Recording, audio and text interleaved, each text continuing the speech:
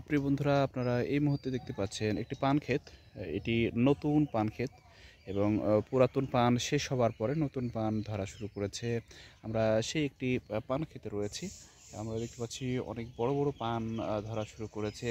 এটি রাজশাহী তথা বাংলাদেশের অন্যতম একটি অর্থকরী ফসল। এই পানের বরজ 2 থেকে 3 বার বেঁধে দিতে হয়।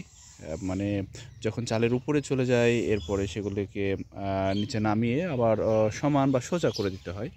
এরপরে আবারও আস্তে আস্তে আস্তে আস্তে উপরে উঠে যায়। আমরা আপনার চাল পর্যন্ত দেখবার চেষ্টা করব, দেখতে পাচ্ছি, এবং এ পর্যন্ত যাবে, তারপরে আবারও নামিয়ে দেওয়া হবে। এটি রাজশাহী বিভাগ তথা বাংলাদেশের অন্যতম একটি অর্থকরী ফসল আমরা দেখতে পাচ্ছি। এবং রাজশাহীর মধ্যে সবথেকে বড় পানের হাট হচ্ছে মসমইল। এরপরে রয়েছে একদিলতলা, কুমারীতলা,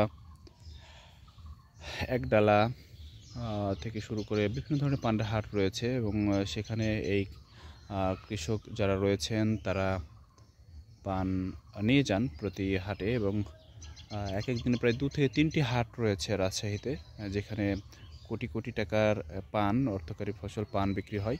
আমরা দেখতে পাচ্ছি অত্যন্ত সুন্দর একটি পান বরজ, যেখানে নতুন পান গজানো শুরু হয়েছে। এই যে দেখতে পাচ্ছি আমরা নিচেও নতুন নতুন কুশি গজানো শুরু হয়েছে পানের, পান গাছ, নতুন নতুন পান গাছ দেখতে পাচ্ছি। এবং অত্যন্ত সবুজ সুন্দর লাগছে এই পান বরজটি। বন্ধুরা, যে যেখান থেকে এই ভিডিওটি দেখছেন সকলকে স্বাগতম জানাচ্ছি। আমরা পান গাছ গজানো এবং পান বিক্রির একটি মুহূর্ত আপনাদের দেখানোর চেষ্টা করছি। দেখতে পাচ্ছেন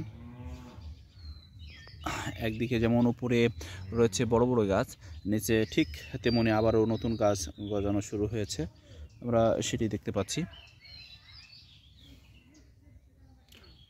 তো প্রিয় বন্ধুরা, যারা ভিডিওতে দেখলেন সকলকে ধন্যবাদ। আশা করি আমার এই চ্যানেলটাকে সাবস্ক্রাইব করে যুক্ত হয়ে যাবেন।